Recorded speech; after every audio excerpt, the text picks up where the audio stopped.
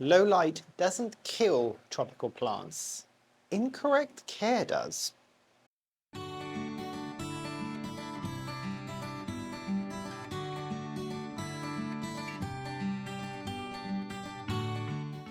Hi, my name is Memo, this is my channel, Houseplantygoodness, and essentially it's a place where I like to geek out about my big passion. You might be able to see some of it behind me, it's tropical houseplants. So today I want to talk about some low light level tips that don't require grow lights. Because let's be real, and I know this is the case for a lot of people out there, not everybody wants a house that's full of grow lights. Especially nobody likes the pinky purple lights that are everywhere. That seems like a good idea because it's cheaper, but it's not something you realize that you want to be watching every day of your life in your space when you start living with them. So yes, and I know there's much nicer grow lights these days that look like proper light bulbs and it doesn't kind of jar your senses quite as much, but I know a lot of people just generally don't want to deal with grow lights. So this is not just for them, but this should tick a lot of their boxes basically. So what does low light actually mean? This is a big one.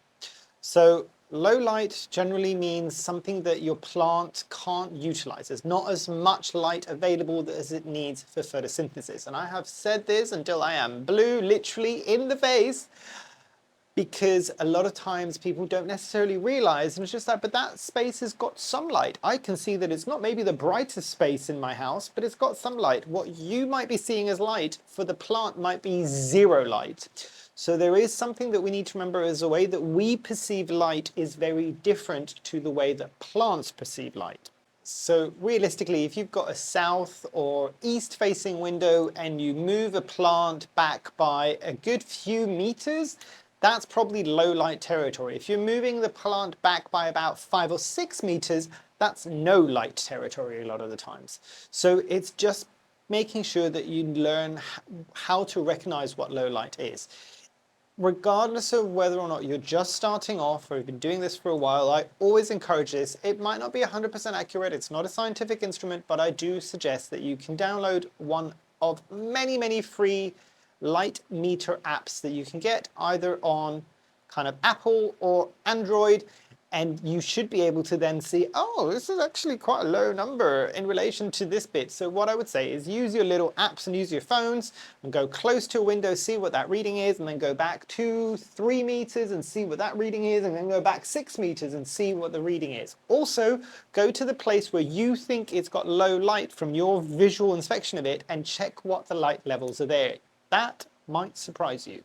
But if we're looking at this in kind of the winter context, because at the moment when I'm filming this, it is kind of winter, it's kind of January time. So what you need to be considering is that light levels will change throughout the year. So say for instance, I had, and I'm trying to find an example here, I had this Bulbophyllum orchid, and say this was a south-facing window, and in the summer I had it at about this much of a distance because I didn't want it to scorch, I didn't want it to be too bright.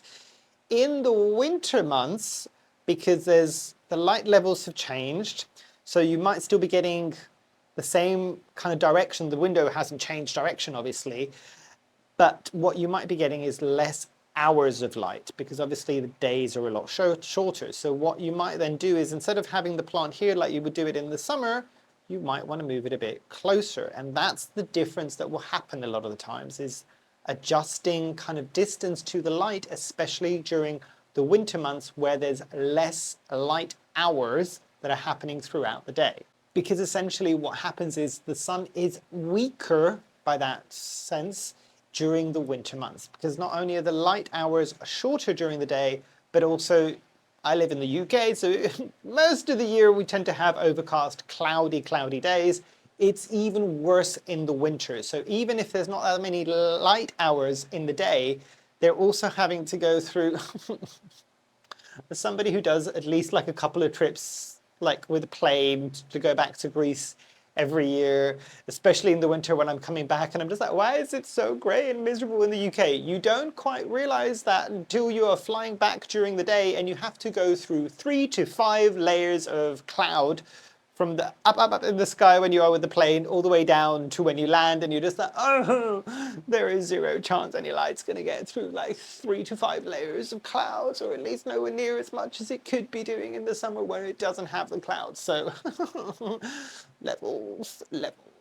But let's talk about the realities of what low light will do to plants a lot of the times, especially plants that are not used to getting low light year round. So you'll get slower growth, you'll get larger internodes, and I can show you that in just a second. So an example is here, this is a Rhaphidophora pertusa, variegated, and you can see each node is where the leaf attaches to that growing stem there. This is very, very tight at the moment. If it was getting a lot of low light in the winter, what you might start seeing is longer spaces between each of the leaves, basically between that growing stem. So the plant looks like it's stretching, because it is, it's stretching towards light. The other big thing is going to be reduced water intake. So you might be watering your plants a lot less frequently because they are using the water a lot slower than they would be in the summer months, where they might be getting higher light levels.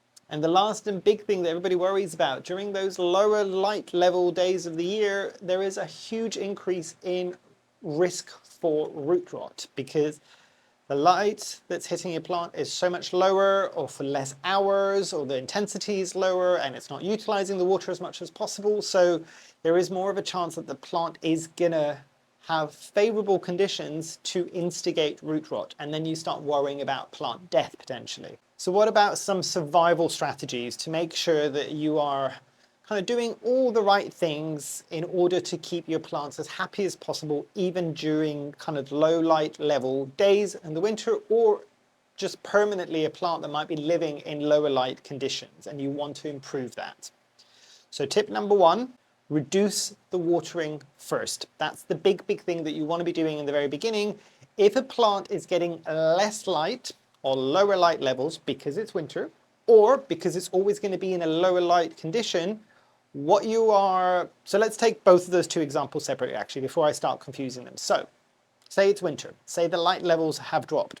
Say that plant was getting watered roughly every 7 to 10 days in the spring and summer when it's getting those big light levels, big long days of light. What you might get in the winter is that plant, the same location, obviously the light levels have changed, might be getting watered every 10 days, 15 days, 20 days, 30 days. There's going to be an adjustment there that's going to need to happen, and that's the easiest and fastest adjustment that you can make.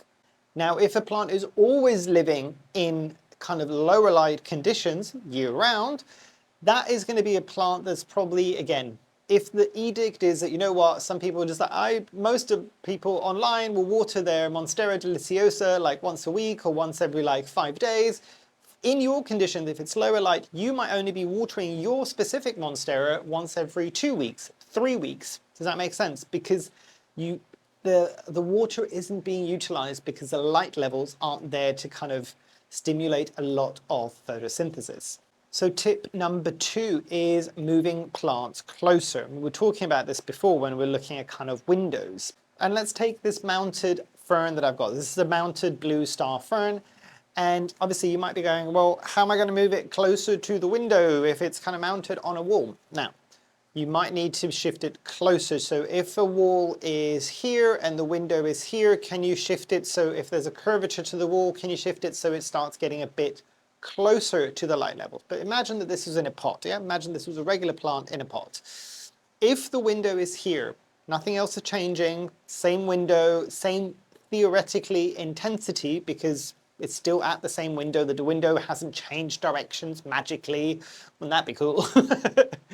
And you don't need to physically move your plant to a brighter window, to an entirely different window. You can keep it in the same window, just move it closer. Sometimes the distance matters more than a brand new or kind of brighter window, if that makes sense. And you need to also really kind of start paying attention, especially in the winter months if you're looking at light levels, but even in the summer months, your directionality for the windows. Again, there's loads of free apps. I think I don't remember if both Android and Apple both come with inbuilt compasses, but get a free compass app and use your phone to figure out what direction your windows are looking at and adjust for that accordingly, because obviously south-facing windows, at least in the northern hemisphere, are going to be your brightest window. Obviously, conversely, if you are in the southern hemisphere, your northern windows are going to be your brightest windows. So adjust for that and know the directionality of your windows and what plants you might want to put there and how far away from the window you want to put those plants as well. Now, tip number 3 is remembering to rotate your plants. So this is my Aglaonema guava pink, and this is sitting at the top of my plant shelf and it's getting a lot of like direct top-down lighting essentially. So, but I know that not most people will not have these conditions, so I'll talk about this as if it's a window basically. So if your window is here, my hand is my handy dandy little window in this video as an example. If I've got the plant constantly here, it's at the right distance that we were talking about before, but nothing else changes, this plant is going to start tilting or stretching towards that light. And if you don't want plants that look a bit wonky, some people do. There is love for the wonky plants out there as well. I will appreciate this. But for the people that want more kind of upright growth, you need to be remembering, especially in the winter or especially in low light conditions permanently, to start rotating your plants, because what you might be getting is, especially if it's winter, is that you'll get a lot of this kind of stretching because there's very little light or no light at all that might be happening behind the plant. So we'll try to move, it's trying to survive, it makes sense, right? So what you want to be doing is every time you are watering the plant, remember the frequency of the watering is going to be reduced because of those light levels, you're going to want to do a quarter turn. Quarter turn, quarter turn, quarter turn. And that way around, you'll have a bit more of an upright plant that grows in a bit more of a uniform way rather than stretching. I know I'm not telling you anything that's new here, but it is something that sometimes all of us forget some of the basics. And it's just like, well, why is the plant a bit wonky? And I'm just like, I didn't move it around. Just get into the habit every time you're watering that plant to just do a quarter turn. Quarter turn, round and around and around. And that plant will be getting light at all levels, so it won't be trying to stretch in one direction or another. In essence, it's an easy little tip, super functional and super kind of straightforward for you to start incorporating into your care. That quarter turn shouldn't be that much of an issue. Just make it a habit. Make it a habit. The same way that people were just like, you know what, if you're picking up a plant to water it, check the leaves for pests, do the same. Quarter turn for the plants. Trust me. Make a big, big difference. And that's not just for low light plants, it is anywhere where a plant is getting directional light. So if it's not getting light all around, you're going to need to quarter turn it every time that you water it. The next big one, and I've got a propagation of my Syngonium chipens here, is remembering to, and nobody does this, I don't do this either, but we need to get into the habit, especially if your plants are in low light conditions. Every little effort will help. Dust your leaves. Dust your leaves. And if you don't have the time to sit there and dust every single leaf, some people do this. Some people, I know there's a lot of people that will just literally take their plants as they're watching whatever TV they're watching throughout the winter and just sit there and like dust their plants and put them back. Like it becomes a bit of a more of a mechanical kind of habit that you would do whilst doing something else. And that's fine. But if you're one of those people that doesn't remember to do this, maybe the other easy thing that you can do is once a month, maybe when it's time for one of its waterings, instead of just watering the plant and putting it back, take it to your shower and give it a quick shower down, and a lot of that dust will come off. The plant will appreciate the rain, in essence, coming on top of it. If it's obviously the summer months and you've just got your plants in lower light conditions, taking them outside and hosing them down with a hose will help as well. So remember to do something like this as well, because what you can imagine is if the plant is not getting high levels of light, but it also has a thick layer of dust, and you would be surprised how quickly in household conditions you can get dusty plants. That is almost like, so I'm getting very little light, but I've also got a net curtain in front of me. The dust is acting like a net curtain in front of it, so I'm getting even less light. And then if another year passes by and there's another layer of dust that happens, I've now got 2 net curtains over. Like you can see that the light, low as it is, becomes even more diffuse, let alone all the other biological issues that are happening on the leaf by the dust kind of blocking out some of the stomata on the leaves. So that's a different scientific discussion altogether. dust your leaves, or at least wash them off once every so often so that you are giving it the best chance to utilize all of that light, especially if it's lower light levels. And final tip, the fifth tip, is either stop fertilizing or really reduce fertilizing. Because what will be happening at that point is your plant, during those months of the year, if it's just you're talking about winter and you've got lower light levels, or year round, if it's always going to be in a lower light position, it's not going to be growing anywhere near as fast as something else that might be getting super ideal conditions and super great light levels and loads of hours of light and just the right light levels. That plant is going to be actively growing and actively growing quite quickly.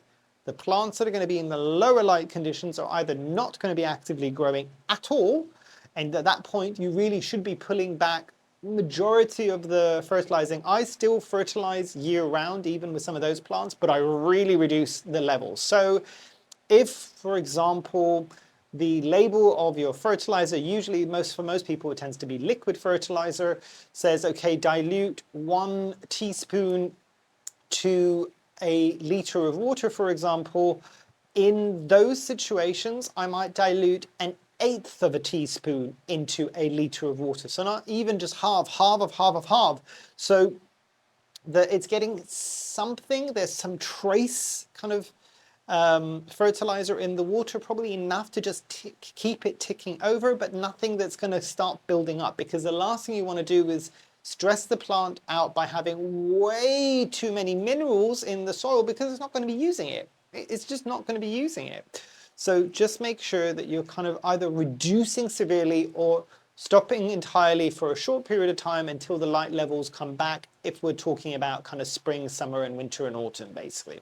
Now I'll touch briefly on some of the better plants that you could use for lower light. And remember, this just means surviving, not necessarily thriving. So there's the obvious examples that most people will know. So the ZZ plant, the Zamioculcas zamiifolia, the Sansevieria, or the now reclassified as Dracaenas, possibly things like ferns. All of these plants that are meant to be for lower light, sometimes as well calatheas or some of the prayer plants might be in this as well, will be sold as low light plants. A lot of the time, depending on quite how low the plant light is, remember we were talking about before, there is such a thing as low light. Your little phone app will come in really handy there. Oh, no light. So no light, none of these plants are going to survive. But low light might mean that they are just dying off slightly slower. Most plants, at a minimum, I find, will do exceptionally better at medium light levels. Even the ones that are sold as low light levels will do a lot better at medium light levels. Some of the ones that are sold as low light levels will do great, even in bright indirect, but a lot of people don't want to do that. They are keeping those primo spaces in their windows for other plants. I understand that. But just knowing the type of plants that you want to put there and the ones that will tolerate this. If you're getting something like a cactus, for instance, that needs bright light all year round, even if you've kind of like stopped watering over the dormancy, the winter months, moving it somewhere that you would put something like a prayer plant is a surefire way of potentially either stressing that plant out entirely or making it die.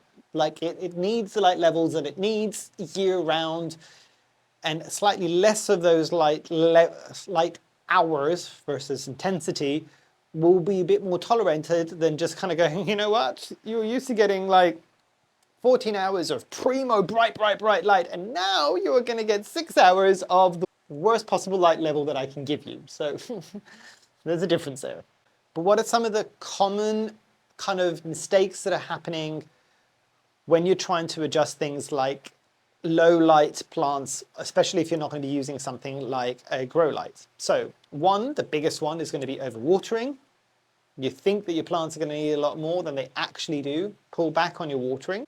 Overpotting is another one. So I cannot tell you, there's a lot of the times that people are like, okay, let's use winter to kind of repot because we've got a bit more time, all of our plants into bigger pots. So essentially what you are doing is telling me, you know what, at the time of the year where this plant is not actively growing, not doing very much, light levels are lower, they're not utilizing their water as much as they would be in the summer, I'm going to give them even more soil to stay even wetter for longer in a bigger pot.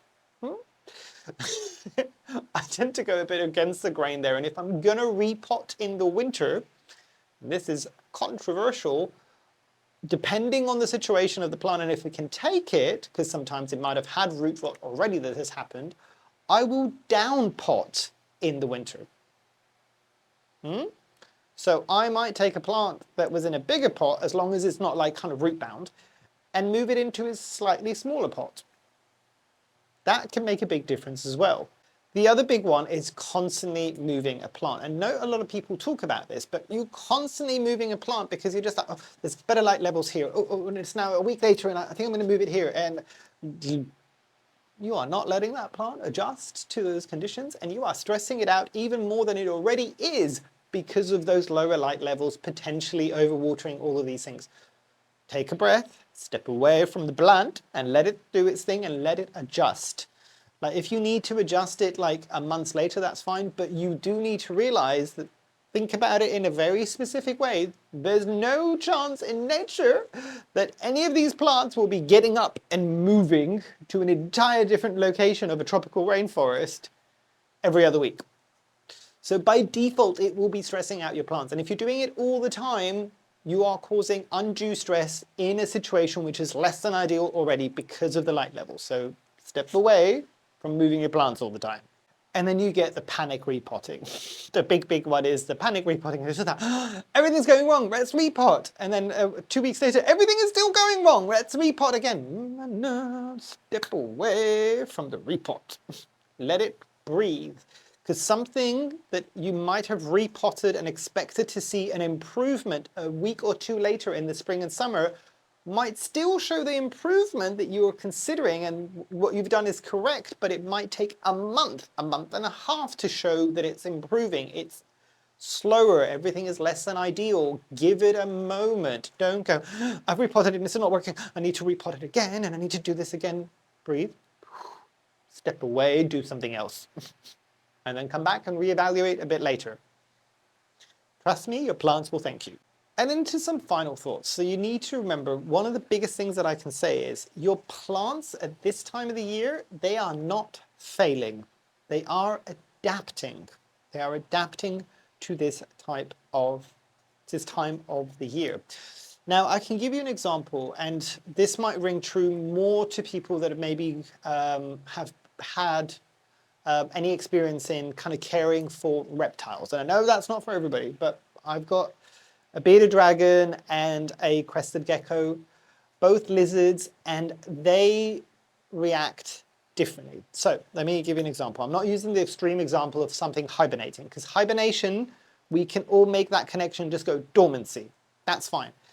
But so my bearded dragon goes into something called a brumation, which is kind of like hibernation. So there will be days where she will just look like she's hibernating, and then she'll come out for a bit, maybe a day or two, and she'll behave a bit more like normal, but less kind of energy than she would have in the times of the year where she's not brumating.